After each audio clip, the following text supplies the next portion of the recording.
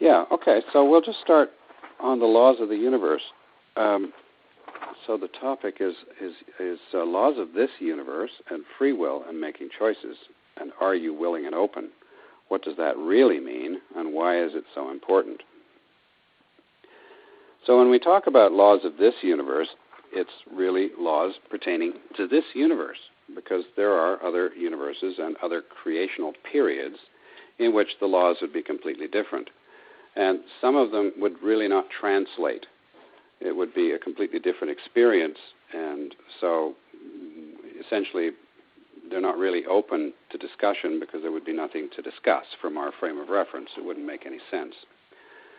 So in all of creation there have been many creative periods and many explorations in those periods. And those periods, hello? Hi, it's Christine. Hi, Christine. Just so you know, it's on recording, okay? Thank you. Okay. You've met Paul before. Hi, Paul. Hi, Christine. So in these creative periods, various explorations that are of interest to consciousness happen. It's pretty much the same in our life. We have certain creative periods where we're interested in rubber balls and red wagons, and then we grow out of that. We've explored all of that, and so we enter into playing with hockey sticks and pucks or playing house or whatever we do. And they're all specifically creative periods. And so when a creator God creates a universe, it's a particular point in creation, and they do it with particular intention in mind. So some of the other creations have been universes concerned with power. So that's the principal object or objective of that exploration is aspects of power. How does that work? And so that universe is created specifically to explore what it means, what the application of power means on an individuated being.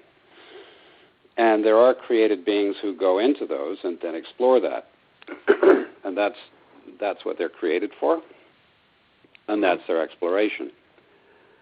But in this particular universe, the primary function was free will.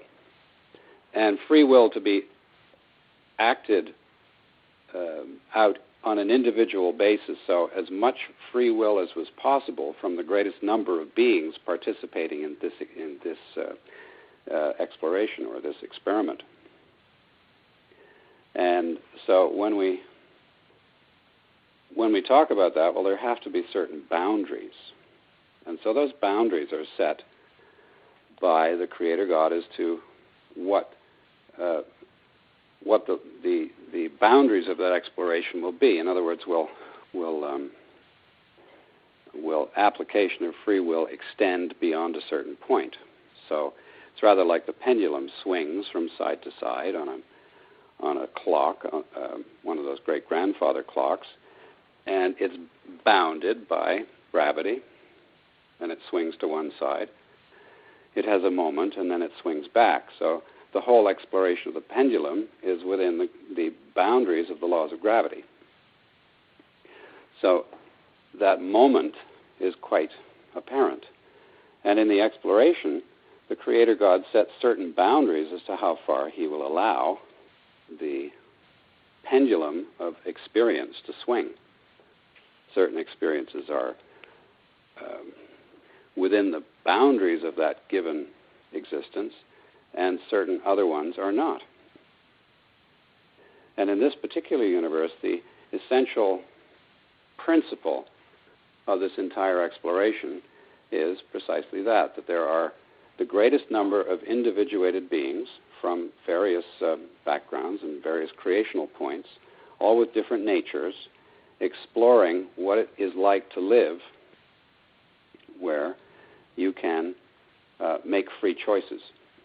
And of course, the souls in this universe are particularly concerned with making decisions. That's the soul nature, is to make decisions and to experience things.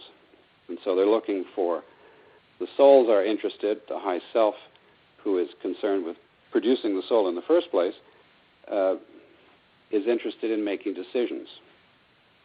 So they come into the experience and they're interested because they can have a broad range of experience. But there are boundaries set up, and the laws, of course, are the initial entry point. In this universe, when man came on the scene, it was not really expected that they would make choices out of alignment. So within those boundaries of exploration, it was not really expected that they would choose the other way. In fact, they did. And there were other beings in creation who were already experiencing, we might say, who had personal experience in the laws of where power was applicable. Free agency was not really an aspect, was not part of their makeup. They weren't created to experience that. And so they became involved. So when the laws of the universe is set, there are certain boundaries beyond which the God of the universe will say, this experiment is not working, best to end it and start over again.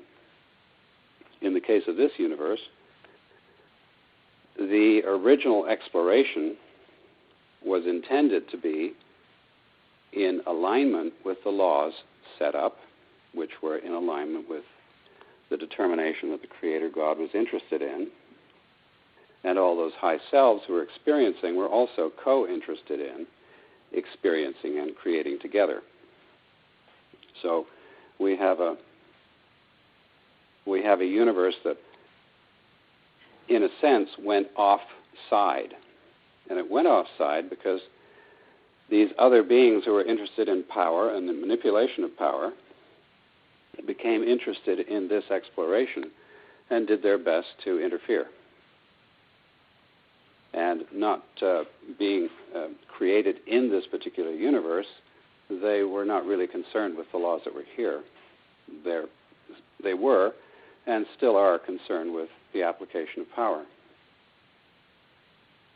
Okay. So, any questions on that?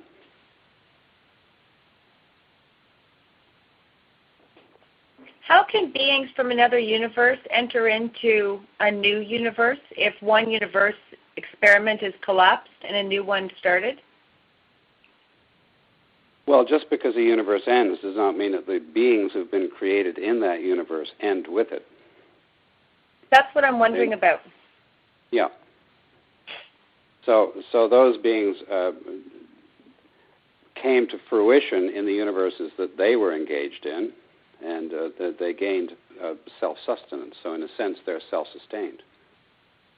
They're not held or bound by the laws of an existence, but they do have to come into some kind of alignment with the universes they're entering into.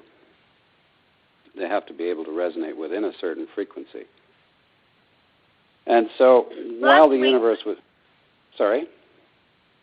Last week you were talking about dimensions that were outside the universe being 11, 10, 9, and 8, I think. Yeah. And so I'm wondering then, my understanding is that a universe is created, and then inside the walls, so to speak, of the energetic walls of that universe, beings are created inside that universe. Mm-hmm. And so I'm wondering how I still don't understand how when a universe collapses, can a being continue to exist unless, of course, they're created in the dimensions beyond those universal dimensions? Well, this universe... Does that make sense? Yes. Does that make sense to you, Paul, what she's asking? So this universe is not actually completely peopled with only beings which have been created in this universe. There are many beings which have existence before this universe was created. And there are a selection of beings that are, of course, created for the experience. But many other beings become engaged because they find it interesting. And if they have come to a point of being self-sustained in consciousness prior to the experience of this universe, they determine that they're interested in experiencing this one as well. So it's not just, this universe is not just peopled or is not populated with only beings who have been created here. I think you just said the key that helped me to understand. You had said that the beings from Mother, you had said that they're sustained in consciousness, and that's how come they sustain and then can enter other universal explorations. Okay. Yes, they've come to, over many periods of time. I mean, it's a lot more complicated than this, and it's a lot simpler than this. It's,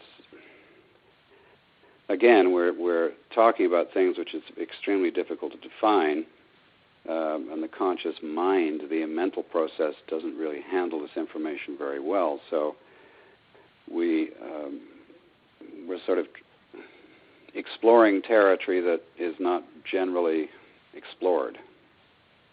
Okay. And so beings who are created in this universe would only know this universe experience. Now the original being here, Satan, had not existed before as a being. He was created along with this universe. So his energy came into existence with this creation. Lucifer also was not pre-created. He was created to fulfill a function in this universe. Angels are essentially functionaries. Although they have creative powers and they are creators in their own right, they are functionaries. Their nature is to both create and sustain the universe in which they're engaged. So in the case of the angelics, they have not pre-existed this universe. So if we're talking about the Michaels or the Most Highs, any of these angels that we would know of, Raphael, Gabriel, Ariel, any of these beings, they have not pre-existed this universe. So they are very much functionary, and they're very much engaged in this universe. Haven't gone into what will happen to them after this particular creation, but they have not pre-existed. The human soul has not pre-existed this universe. So the human souls are really quite new in this creation. They have not been around for very much time at all, really like a snap of the fingers. They're new creations from the high self, particularly to express and to experience life in a certain way. So they're quite new in creation. There are other beings, six-dimensional beings, who are not necessarily created in this universe. Some are, but some have pre-existence and life in other universe and other universe experiences as well. Seventh-dimensional beings are very much connected with the powers that with the principle itself. It's extremely difficult to express what they are because they're so connected with the essential principles of creation. And they choose to become and, in a sense, sustain a universe as well from a different perspective. So seven-dimensional beings have an area of operation, and most of them come in to assist in this universe, and this is the seventh dimension of this universe is one they find quite comfortable to be in. But they may very well have pre-existed this universe. Fifth-dimensional beings will have been created in this universe, fifth and fourth will have been created in this particular universe. So those are some of the laws of the creation. Time and space is something that does not exist beyond. It is a construction, and it's a particular construction for the universe that we're in. Time and space may or may not exist in other universes, but it's definitely a part of this one. It is a construction. But the beings who people it are different in nature and different in outlook. So I think we sort of covered that a bit before. So when God determines that, it's a sort of a back and forth. He's decided what he's going to create, but of course, why do you want to create if you don't have an audience? And an audience, of course, is looking for something to be engaged in. So it's not directly that the Creator God just decides he's going to do something without any preamble. It's pretty much the same with us. We don't go into business if we don't think there's a market for it. We're not going to create something or organize something if we don't think there's any interest. And so it's a back and forth. And the nature of the Creator God is to exactly, that's his nature, is to create, and the nature of the high selves is to experience. And so when they get involved in the universe, they then project aspects of themselves. The Creator God, of course, projects the angelic stream, and the high selves project in the soul stream. So their direct descendants, you might say, would be the soul stream. And they generally maintain interest, at least the high selves maintain interest in one particular being. They do have the potential to create multiple beings. In fact, they can be involved in an unlimited number of beings, but that's not where the fun is. The fun is really engaged in the individual exploration itself. So, any questions? Not now. No? Okay. So the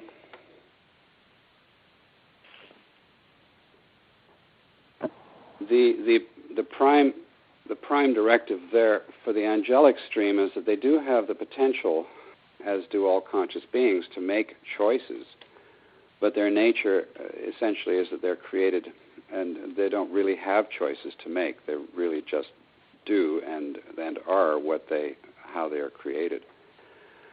On the soul stream, though, of course, free will and making choices is part of the nature. So this universe is a place where they can exercise maximum ability to make free will choices, to make choices.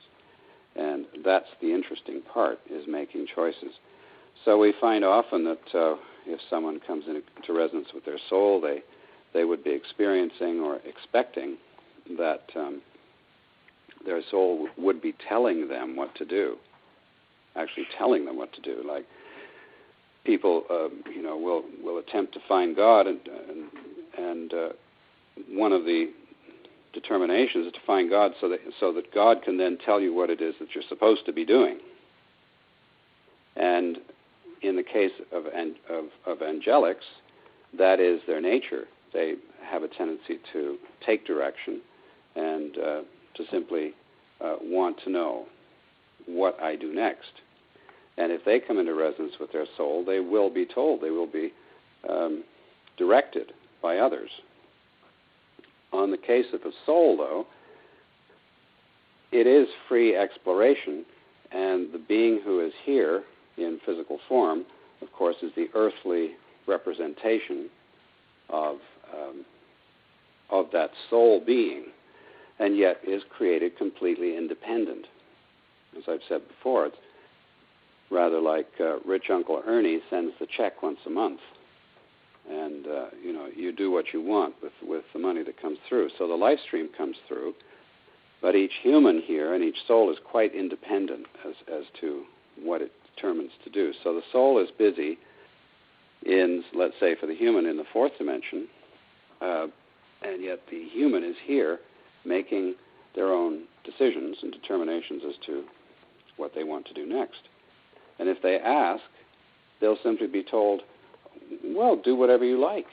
It's your decision. You're the one here. You're the one who has to make the decisions. I'm not there. I'm not having that experience. So do as you please. And whatever you're doing is fine with me. So that's the soul nature, is to make choices. Now the angelics are interested in making choices, but it's not really it's not the way they're made or cast, and so it's more challenging for them to do that. And also, if souls if angels decide to become human, they tend to enter into the reincarnational cycle, so they keep going back and forth. And for them, they know that they will lose a lot, and they might actually lose contact with themselves. And that's quite frightening for them. They're not used to making choices. And in this exploration, Lucifer is the first who actually began to make his own choices.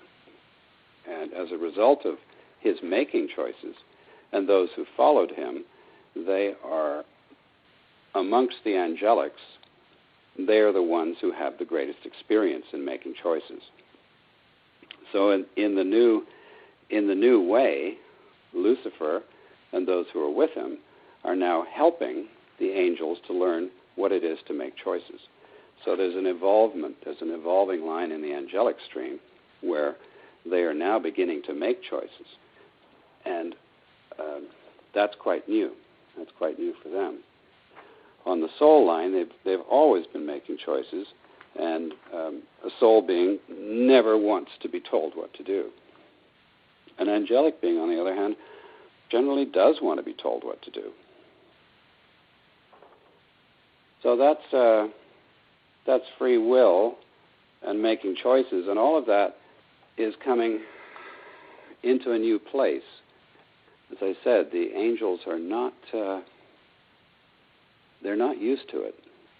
They're new to making choices. The souls always make choices. That's just the way they are, and that's part of the essential nature of the high self stream, is to experience. And to experience, you need to make choices. But if you're part of process and really very much of a functionary, you're not really in a position where you need to make choices very much. It's pretty much plain and clear as to what you're doing. So, any questions there? Does it make sense? It does. Okay. So, willing and open. And this is a time where the influence of the dark forces, or those who have been aligned with evil, are being somewhat lifted. They have been lifted, and people are beginning to understand that they need to make choices. And if they don't make choices, nothing will change. And so that's the new direction, is people taking the responsibility, making the choices, and recognizing that in making choices is truly the only way forward. So the requirement for being in fulfillment of this is really quite simple. It's to be willing and open. Willing and open. And what does that mean? Willing and open to be in alignment with consciousness, and to start making choices which are in the healthy boundaries, as opposed to choices which are leading outside of the experience. So when we engaged in this, the requirement was, well, they just need to be willing and open. And that's fine, it's just two words. But it's not so much the words as entering into the state of being willing and open. And willing and open to any change that happens to take place. Whatever's going on, well, I'm willing to experience this. And being open to what is going on in the moment. And, Eckhart Tolle talks about this. All enlightened beings talk about this. Being open, to be open to the moment. And how does that feel? And does this feel right? Hi, Jonathan. Hi, Jonathan. Hi. Oh, Bonnie. Hi. Hi. Sorry, it's Donna. I was going Donna, hi. Sorry about this. I was going to put the mute on. I just came in, and is it okay. *6? No, that's fine. Put the mute on. That's fine. Just so you know, I'm recording this. Okay. All right. Is it *6? Or? Yeah, it's. I tried 6. It must be *6. I'll try this. Yeah, *6. Yeah, that's it. So that was the latest conversation we had, and then we began to understand willing and open. And Paul, you've experienced this, and others who are engaged in attempting to help people move forward. Is they need to be willing and they need to be open, otherwise nothing happens. And right. So I suppose recently we began to understand that even though these things sound simple, it's really people who are quite advanced who act in this way. And it's been really quite pressed to us that really is the essential ingredient for moving into the flow of consciousness. As they've said to us, you humans, you plan everything. We don't plan, we flow. We flow with what's going on. Oh, you humans, you want to know the answer for everything. Well, we don't know the answers. We have yet to experience that. We don't know how it's going to go. We have an indication, but there are no absolute certainties. Aside from, of course, the laws of the universe of the certainties. But the laws of the universe can be changed around certain parameters. In terms of the law of this universe, to remove free will would not be one of those parameters, but to expand on the ability to exercise free will would be parameter. It would be a parameter by adding another level of depth to that, by adding another texture to it, by allowing for further exploration. But the important part is to be in alignment, too. So when these, when these adjustments are made, then it's rather like using Windows to XP, and then you move to Windows 7. The platform is the same, but there's a great deal more depth, more usefulness in the other program. And certain aspects and attributes of the old program no longer operate. So in this particular universe, those attributes are, in a sense, the limiting of choices. And it has been decided that suffering is not to be part of the next experience. And by that I mean that an individual will be able to choose to suffer, but they won't be able to do that here. This will not be a place where any being will be able to engage in a life or an existence of suffering. That has been found to not be worthwhile. At least it's been explored in the same sense as we explored the red wagon and the dolls. It's been explored, everything's been played with, and there's nothing further to be learned. So the imposition of suffering by dictators, the imposition of suffering by unjust governments will simply not be supported anymore in the new program that's been instilled. So choices along those lines will be restricted. And to do that, people have to make correct choices. And they have to, once, at this particular time, they must make the choice to be willing and open to moving forward in alignment with consciousness. And that's a one-time choice. And then they grow into that and continue to move forward, making better and better choices until there really is only the choices in alignment that will be made. So there's an adjustment period as we move from one way of being to another way of being. Does this all make sense? Yeah. Perfectly, okay. Yeah. Any questions?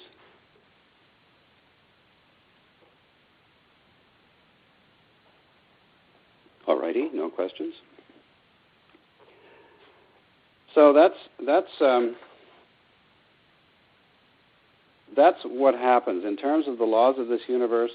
The creation of the universe and the laws of the universe are the boundaries of the exploration and how that universe is intended to unfold. There is a plan. There is a expectation. There are a series of events. It's very organic, and there is a direction. And of course, all beings are are told before they come in that, these are the rules of this particular engagement. So at the end of it, those who don't wish to come into alignment will actually not exist in this universe. So they will have an existence somewhere else, and if there is not sufficient of them left, they said that what will be left will be reabsorbed. The life force, so to speak, and the applicable experiences will be reabsorbed into the soul, but there won't be sufficient identity of the created being to actually recognize or be recognized by someone, by themselves. Actually, that's the intention. So I think somebody's trying to call there, but I won't answer that. I guess a lot of the challenge is to be able to stay willing and open. Mm-hmm. Like it's all very well when things are going well. Yeah. But then we're shown when things don't go well, that's an indication that we're actually not in the flow. Or we're trying to press something, or we're having an expectation, or we thought it should be another way, or it's not bending to our will. So it's much, as we go in our process, we recognize something's not working. Okay, well, it used to take us 5 or 6 indicators to finally say, unwillingly, well, I guess that's not working. And as we come into our process, we begin to precede that there's a feeling, I don't think this is working, and it might happen before the first, in fact, often does happen before the first engagement. There's just not a good feeling about it. And then something goes off, and you say, well, there's strike 1, or there's the first marker, and here's there's strike 2, okay. And as we get wiser, we begin to have fewer events that require us to exercise any choice in that direction. We simply realize that's not working. And so we recognize that must be out of alignment at the current time. Out of alignment in that case doesn't necessarily mean it's wrong, that the event is wrong. It's simply that the timing is wrong. And so a lot of the experiences that we've had in life of guilt, of shame, of regret, of remorse, the things we should have done and didn't do, the things we shouldn't have done and did do, all of these things, it's really not so much about what happened, but very much about our attitude to what happened. So it's the dropping of the guilt and the shame and coming into a natural alignment with self. And then we tend not to repeat those activities. You might call it the gaining of wisdom. So that's the direction in which we continue to unfold. And as we do that, we come into alignment with our essential nature. And as we come into alignment with who we truly are, then manifestation or organization begins. And it becomes quite natural for us. It's just a natural process. So Jonathan, things which appear... Yes? I was just wondering, as you're going on, a little clarification about expectations. Yes? This is something that I've always questioned because of my background as a professional musician, and it sort of has influenced me in so many other ways, that perfectionism. Yes. Because I would say that when I was auditioning for an orchestra and 100 people were trying out for one position, I have an expectation that I'm going to be that one person. Yes. I'm not going down for a social visit. I'm going down to win. Yes. So I would prepare myself with the expectation that I'm going to walk in and win that orchestral position. Yes. The best I've ever played, I have to say, has been in a state of flow where if you play 5 minutes in an orchestral audition, that's like a huge amount of time. And I'm not thinking anything, I'm just playing. But I've always struggled with that. I can be in the now, but I have a plan or I have a intention. Mm-hmm. Well, I think would just that like clarification. Yeah. Well, I think if we look at the Olympics, and Hazel and I had the pleasure of watching that young girl who was 14, and I think she was number 7 or 8, or she was at the bottom of the list, and I think it was 2. Remember that? It was 2. Mm-hmm. The ice skater. Ice skater. It was 2 Olympics ago. It would have been 8 years ago, or 5 years now. And she really wasn't expected to do anything. You know, she was expected to finish in sort of last place, but it was wonderful because she was a young girl. And, you know, she'd got there. And all the, you know, those who were in the top echelons it was between 1 or 2 of them were expected to take it. So if you think about that, they're all extremely prepared. They were all extremely prepared. And the young girl came in, and she said to herself, I'm not going to win this, but I'm going to have the best time of my life because I can't think of anything else I'd rather do. And she did win. So she gave up her expectations and simply was in the moment. And there have been many examples of that. You see these people on YouTube, with that singer in England who just got on the stage and Susan Boyle. Susan Boyle. Yeah, she's amazing. Yeah, these things where someone comes out of the woodwork, you never ever think that they would do it, and yet they do, and they tend not necessarily to have an expectation, but simply to be present in the moment in what it is that they love to do. So, from a performance background, you would have had talent, you would have had the preparation, you would have had the experience and the years of playing, and you also had the ability to, as you said, go into that space and simply be present in the moment. And that's what everyone is looking for. So it's the state of you might say, expected preparation, where you've prepared for that event, and then you just let it go, and you probably have difficulty even remembering. The time disappeared. Yeah. There was no time. You don't know how long it was. You essentially had a spiritual experience in that particular audition. So expectation is one thing from the you might say the preparing. There's an expectation that you're going to come out of it, and yet your beingness is what did appear, and it's why you got the position. Okay. You see? So there's the egoic, you do your best to prepare, of course you do, and you do everything that needs to be done in the most mindful way, and then essentially, you know what I'm saying, you throw it all away. Like you throw the technique away, you throw everything away. You're not remembering 1, 2, 3. You're not counting. You're not doing anything. You're totally prepared so that now you're a master. And you're in that moment. There's nothing else needs to be there. Only you. With the skill sets that you've acquired through many years of many years, if not lifetimes of effort. You know, and so does that make any distinction? Yes, that's very helpful.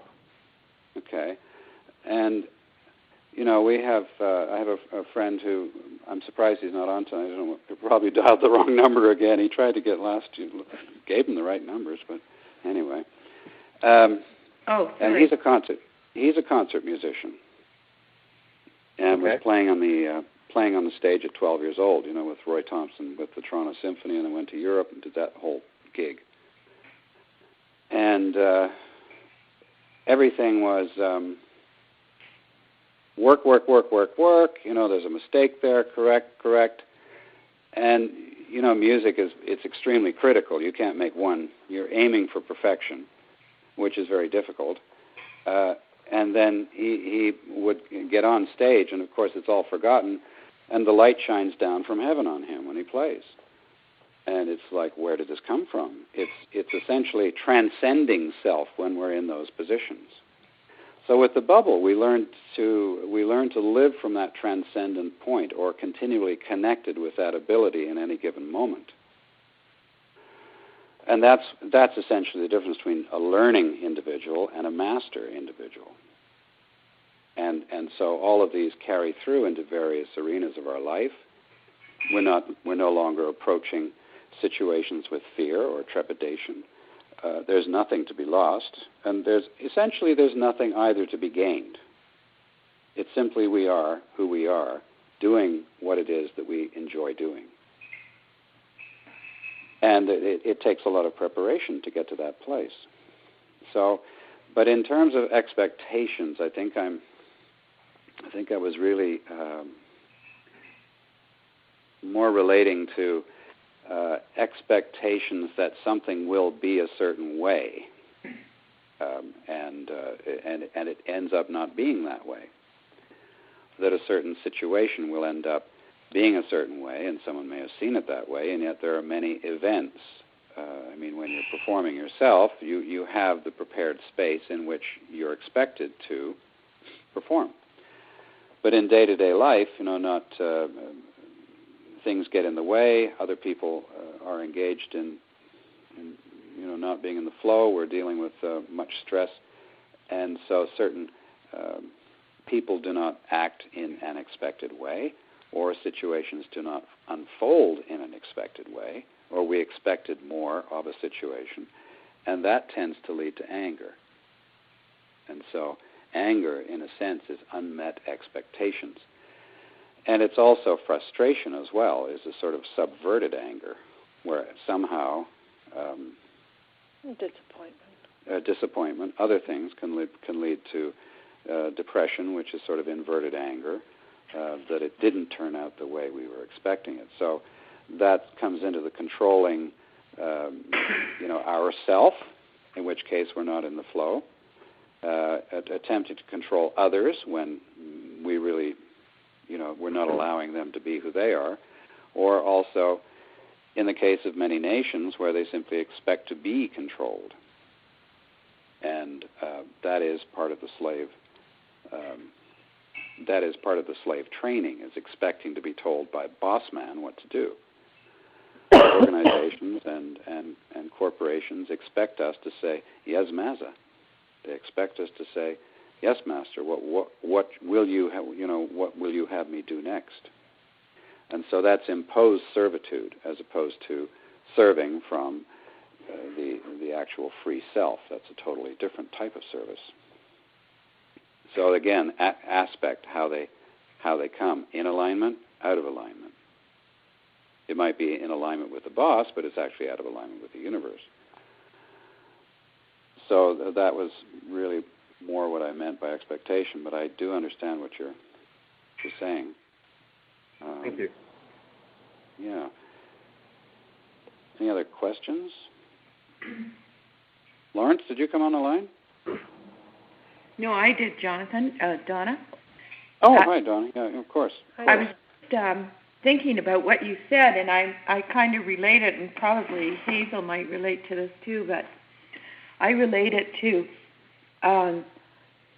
when you teach yoga and you're giving direction or teaching anything, and then the student is so focused on the technique, and then you say, well, let go of the technique, and what is the sense of feeling?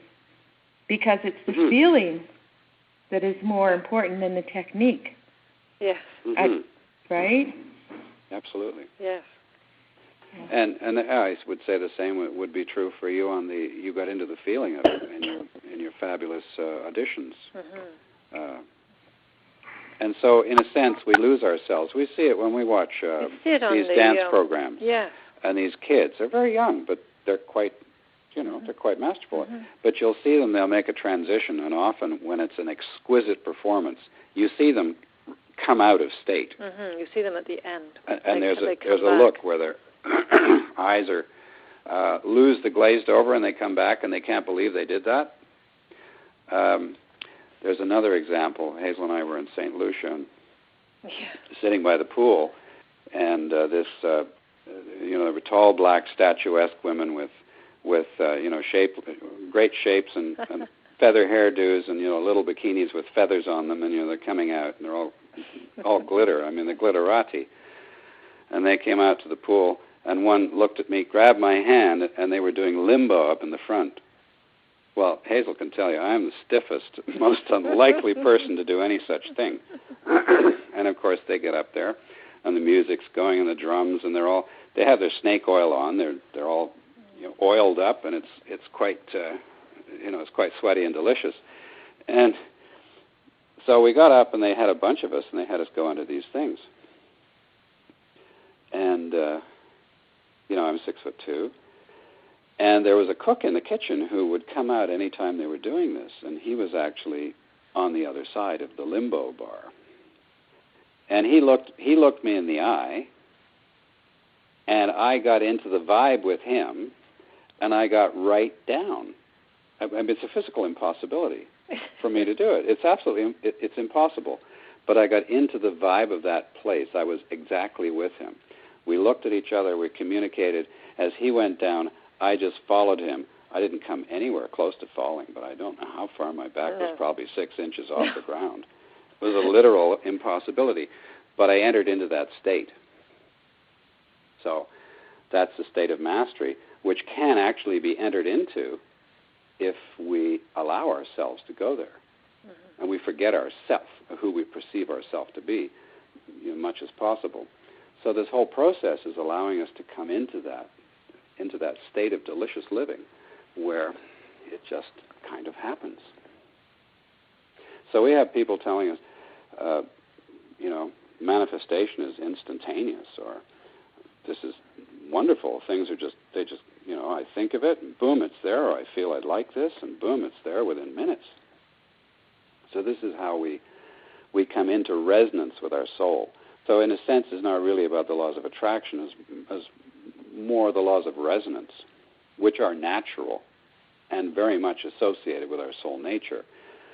Laws of attraction are different in each stage. Laws of attraction work differently in different places. But when we actually enter into the resonance with our soul, well, our soul has precedence over all those places. So we are manifesting from a different place. Just in the same way that, stiff old Jonathan, who cannot touch his toes. I mean, I cannot come past my knees if I bend over. Never have been able to. There I am, looking like a professional. And people at the resort said, they came, "You're a limbo man," I was limbo man, and this and that, just because I could get into it. I could match the vibe. I don't think you'll ever see it again. But it's those kinds of things. So do you want to explain a little bit more the law of resonance and the law of attraction, maybe? Okay. Well, in the earthly planes, in the physical realm, there's an attraction of opposites. And if we're not in alignment, there is definitely an attraction of opposites. So the duality of situations is quite present.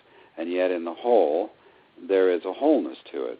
So if you were to think of the circle or the sphere of abuse, the cycle of abuse, you have an abuser and you have an abusee.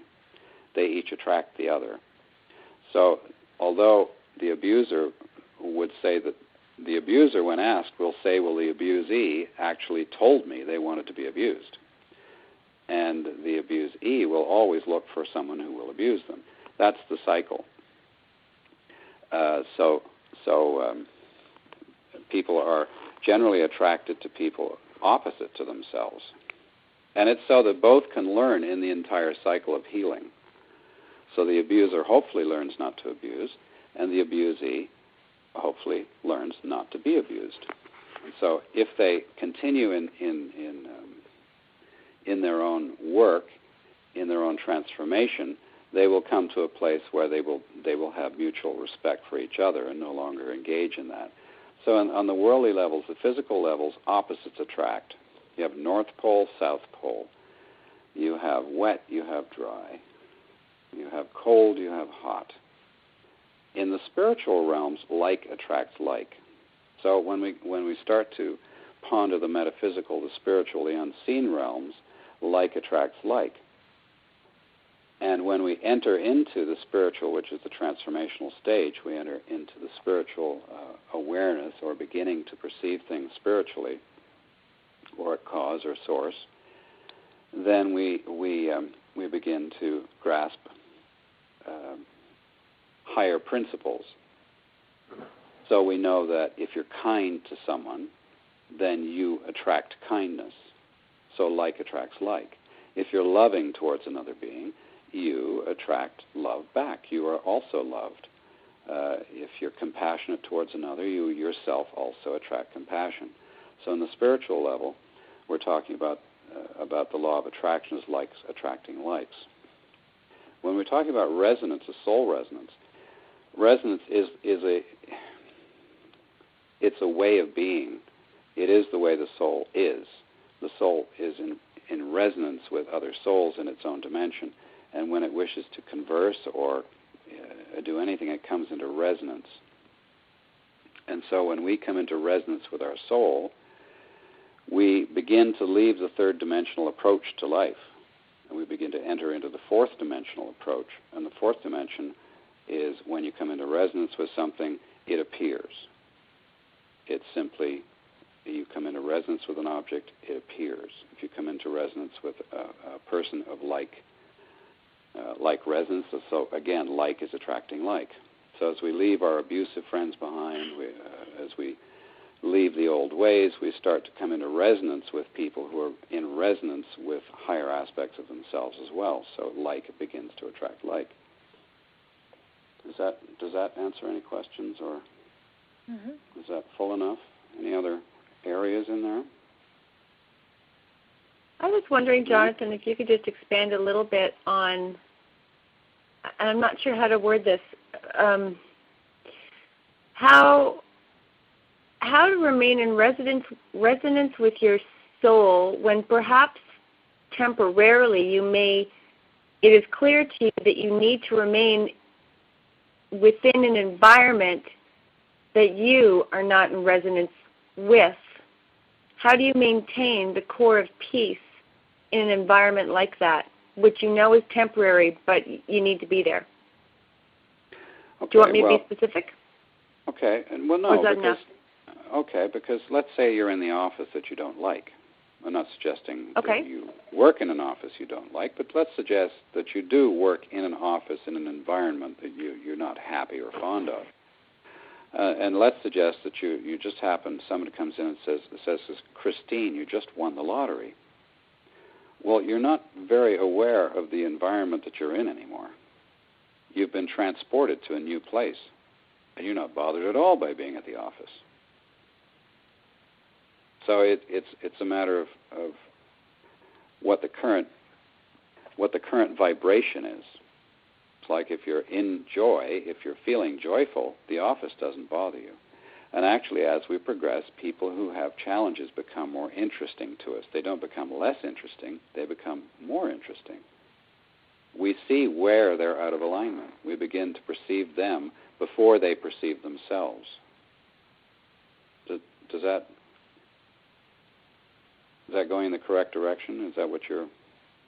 Well, you're going in the correct direction, but it still is curious to me how you stay within that state of joy, the core of peace, the place of resonance with your soul, when you're surrounded by an environment of sickness and sleepiness and an environment that you do not resonate with. I don't understand.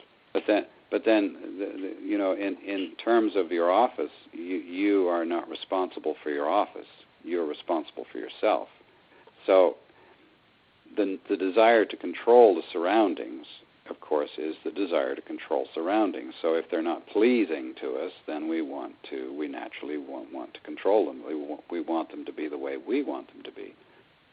But it's also showing us that perhaps there's another step in the journey. And every time we learn, we generally learn because there's something that's itching us or scratching us, or there's an impulse or a movement from somewhere unseen that it's time to move on, or, I would like something better than this. But the challenge with the office as we come into mastery does tend to fade. It's not as seriously bad as it was before, or else we come to the point where we make a decision to do something else. So, how do nurses and doctors spend all that time in recovery wards, in those kinds of places? It's difficult, but they get used to it. And if they're coming from the correct place, then they're doing it because they wish to be of service where they are. They do the best that they can. Where they are at the time. Yeah. Recognizing that is the best that they can do. Mm-hmm. And then simply letting the rest of it go. Mm-hmm. If there's a neighbor who's yelling, you can go over and ask the neighbor to stop yelling. Unfortunately, with that comes the neighbor having been told by you to stop yelling. So there are repercussions in attempting to control what our neighbors do. Even though it's not correct, sometimes there's nothing that we can do about it aside from accept that's what's happening. And acceptance is the key. Acceptance is surrender. And in accepting how it is, it loses loses the sting, right?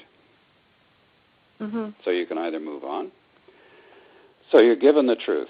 You can either accept it and stay where you are, or you can decide, that's not what I'm after, I'm moving on.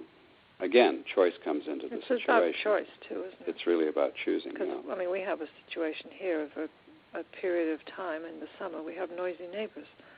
So next summer, we're not going to be here. Yeah. We'll choose to go away at that time. So it's to look at all of the aspects that are going on, and then to feel into it. And as we let go of the need to control ourselves or our environments, or the need to be controlled, and these are ongoing lessons. Finally, there really is nothing to control, and then we come into resonance with self. In that process, we come into resonance with self, and we find that we don't have the same feelings towards things as we did. The animosity drops off, the confusion, the frustration ends. We just find that we're perfectly fine, and that's not our stuff. You see, so sometimes these situations are there to show us that we still do have stuff. But that doesn't mean that you won't be in places that you'd really rather not be, but you will be freer to make the decision to move on. Mm-hmm. Does that make sense? Sure it does. Yep. Okay. Any other questions? Any other explorations? Well, it's interesting because not to be controlled. I keep on thinking about all the, thousands of clients I work with at CAMH, for 10 years, that the biggest motivator for them was the pain of their addiction. Yes. And I'm wondering if maybe it wasn't so much the pain, but the control of that substance or that activity, that they finally just wanted to break free from being controlled. But it took unbelievable pain, and some people just never made it. And they would come back because what they thought was rock bottom actually was just a ledge on a fall that was just endless. And it just astounded me how much suffering they had already gone through and were prepared to even go through further without wanting to make any change. And then those that did, it happened extremely fast sometimes for people. Well, it really is about coming to that point of decision and making that decision, and you know, a lot of those things that they do are really the most painful part. Is the guilt, is their own approach to it. We found in talking with the higher beings that not one of them ever judged any one of us or any action that we engaged in or anyone else engaged in. So a lot of these situations that people find themselves in, it's really, in a sense, you might say, self-disgust. It's not even that what they're doing is essentially bad, but that their approach to it and the cultural position at that time does not support that. You know, in the last century, people who worked in the railroads, the navvies building the canals, those people got a gallon of beer and 2 pounds of beef every day. In the Royal Navy, they were drunk the entire time that they were floating. And at the time, culturally, it was difficult. In France, they don't really have drunks. Everybody drinks from the time they're small. In Switzerland, everybody smokes until they're 95 years old. In public, they don't really care. They don't believe certain things. So a lot of it's cultural. But, yeah, the desire for being controlled, yes. And it's also soothing.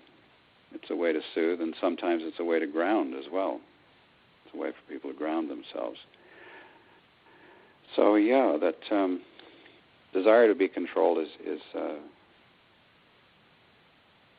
it also, for people, if a girl has been, controlled by her mother or father, she will look for someone who will control her and tell her what to do in her married life. If a boy has been controlled by his mother, he will look for a woman who will control him through his marriage. I mean, there are certain cultures where this is endemic, and we all know them, and they have certain ways of being, and so there are certain cultural norms, and they're in the culture. Mama's boys and daddy's girls, and so they expect to be controlled, and they will kind of fight you if you tell them that don't you want to make your own decisions. They will believe they're making their own decisions when in fact they're making none of their own decisions. So that's also part of engaging in deeper work. And in the bubble process, this is the very last thing that people go through, really, in depth, is control and the judgment issues. And I remember long before we did the bubble that I recognized judgment, and that my whole life I'd been trained as a master judge. I judged everything and everyone and every aspect of everything that happened. I was a judge, and I'd been taught to do that. And I recognized that went right back in my own history to making certain life-changing and continually life-altering decisions was judgment. And that was very challenging, and even after the bubble, there were still deeper levels of that came up.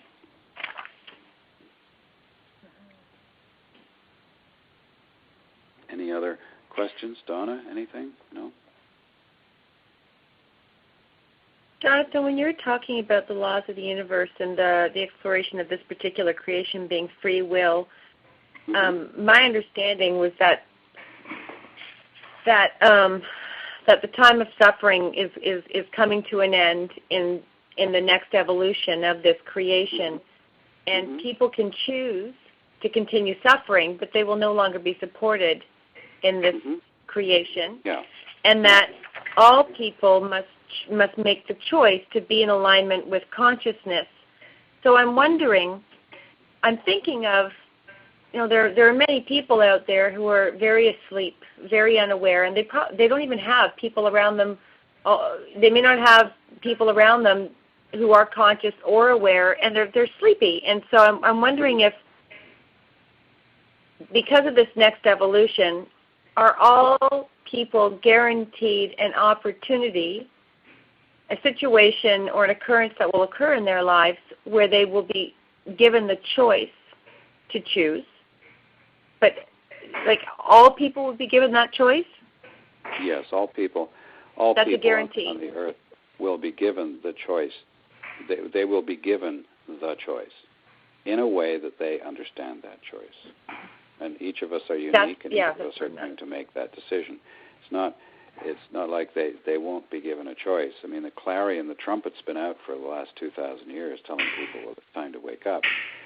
And there are some who will simply not pay attention to the choice. But if you make the choice, then you've made the choice.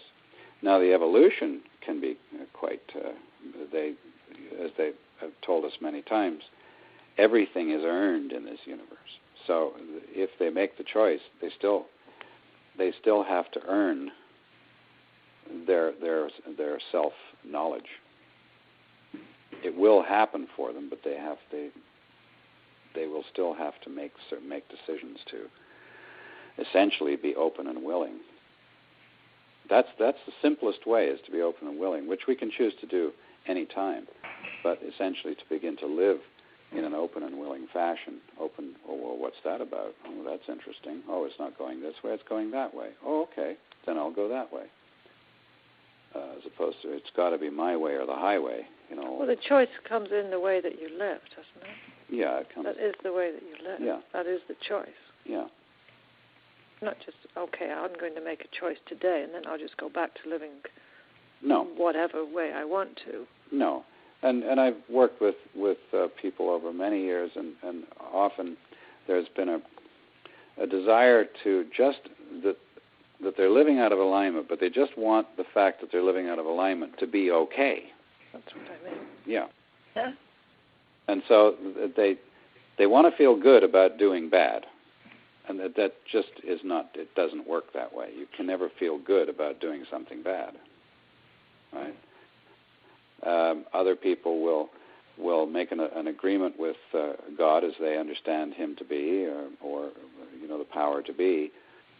They'll make a covenant or an agreement. Well, if you'll do this for me, then I'll do that for you. And that's an old way. The covenant is a bit of an old way. It doesn't really work that way. The higher beings are not interested in forcing anyone to do anything. They will make every attempt to support their making better decisions. But at this point, they have not said, the final curtain is falling, and, too bad for you. It's not done in that way. It's done in a most loving way, and all the support is there. And they will know that they need to make that decision. And some will choose not to. They will just choose not to. And will they actually know that they have chosen not to? Yes. Well, I think that's about all I have to say. Do you have any questions about the process, or things that are going on? Or? No, I'm good. I'm good, Jonathan. Thank you. Okay, Donna. Yes. Yeah, and it's important. I think it's important for you all to recognize the feeling of truth. I mean, you know it, but to really notice it, and to really begin to notice how you feel when you're in certain situations, and to check in on your feelings. How do I feel right now? Do I have tightness in me? Is my heart open? Is there tightness in my solar plexus? Do I have a headache? Just to kind of start to notice how we're feeling.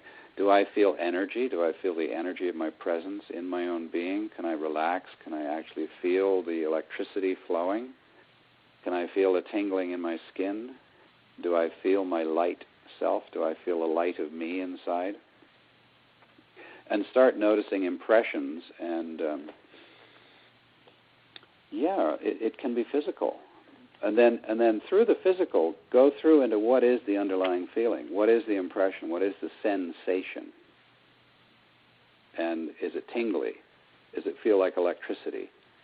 Does it feel like pressure? If it feels like pressure, what kind of pressure is that? Well, it's not high blood pressure, but Does it feel like there's some pressure coming from the inside? Does it feel like I'm not quite big enough for myself, that my body is kind of pressurized from inside with this feeling? And so start to key in on how you feel, how your body, the sensations you're feeling. And you can check in on that any time, any moment. You can say, okay, is my heart constricted? Does it feel like it's tight? And then if it is tight, just allow it to relax. Just let it go. Just allow it to relax. And then you could see it as either being a tight iris, or then you could see it like a camera lens being wide open, letting all the light in. In this case, letting all the light out, because the heart emits. It takes in and it emits. So, be aware of the pictures that you have, the impressions that you have, all these subtleties, very great subtleties. And then you'll begin to slide into living these subtleties, and you'll come from that place. You'll come from deeper and deeper as you come into resonance with yourself. And that's the thing, is that the egoic being has lost the resonance with self by identifying itself as that which it is not. So this process is learning really more about what it or what I am, and focusing on that, going inside, not going outside. Seeing how we act or react inside to outside stimulus. Seeing how we feel, and then seeing how our outside world begins to match how we feel inside.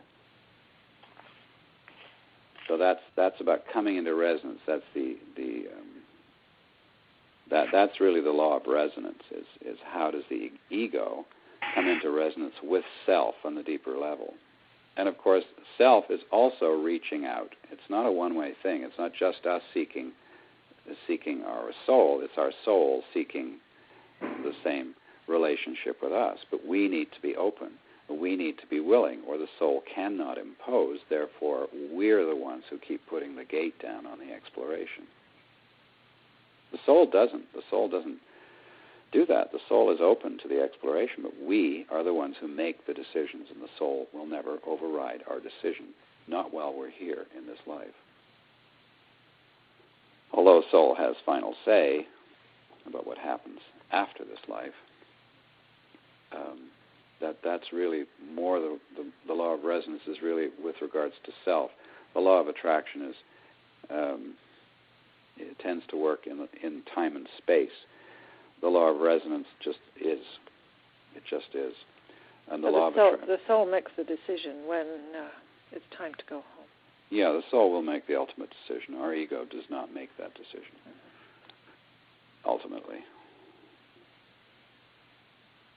I find it. I'm sorry. Go ahead, Paul.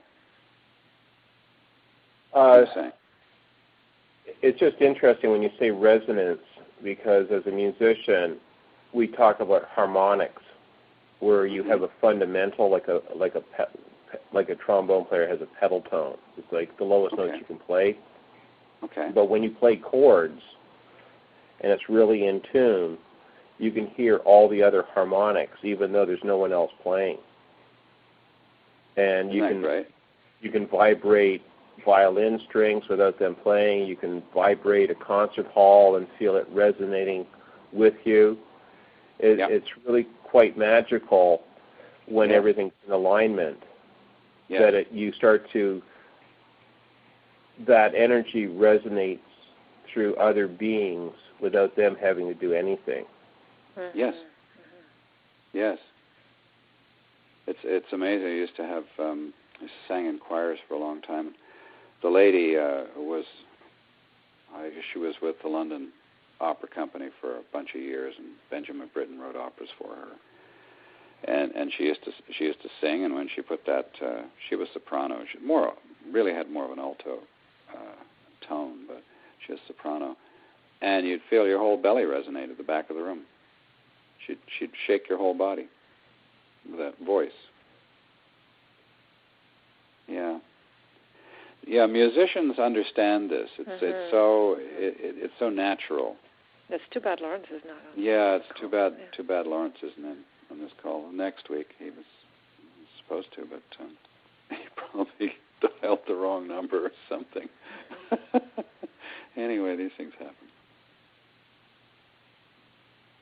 Yeah, so it's, and then when we come into resonance, we know it's truth.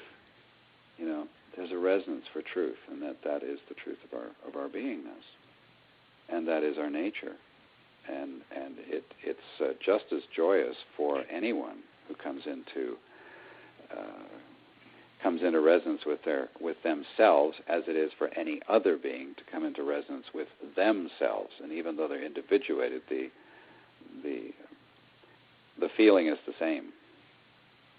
When you say that, Jonathan, I mean, in counseling, when somebody says something and it's so right on, so true, I would always describe it as the truth because I would feel goosebumps or I'd feel a tingle. It was unquestionably the truth. Yes. You can't argue it. It was just, and it would come out from their mouths, and it would be all of a sudden, I'd say, you've got it. That's right. Yeah. Yep.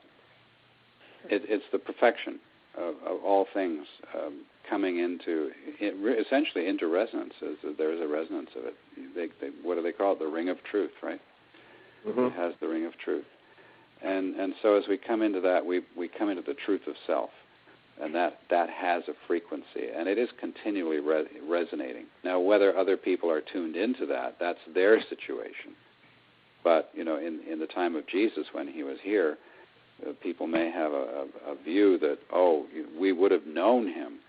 But in fact, he looked just like an ordinary guy. He wasn't particularly handsome. He did have a garment that someone made specially for him, so he could be recognized by that. But aside from that, he wasn't particularly beautiful, or did not appear to be particularly accomplished. But those who were in resonance with truth and waiting for him were prepared, and they recognized him. And so it is with all of us. Somebody else just join us? I'm not sure. Or someone left us. Probably Donna. Don't know. Yeah. So that I think that probably just about wraps up. Unless is there anything else we didn't cover? No, unless there's more questions. And you're still with us, Paul, right? Yes, I am. Oh, okay. Okay. Well, thank you so much. Well, thank you. God bless each of you for the week, and we'll talk with you next week. Mm-hmm. Okay, great. Have a great week yourself. Okay. Bye. Thanks. Thank you. Bye. Good night. Night.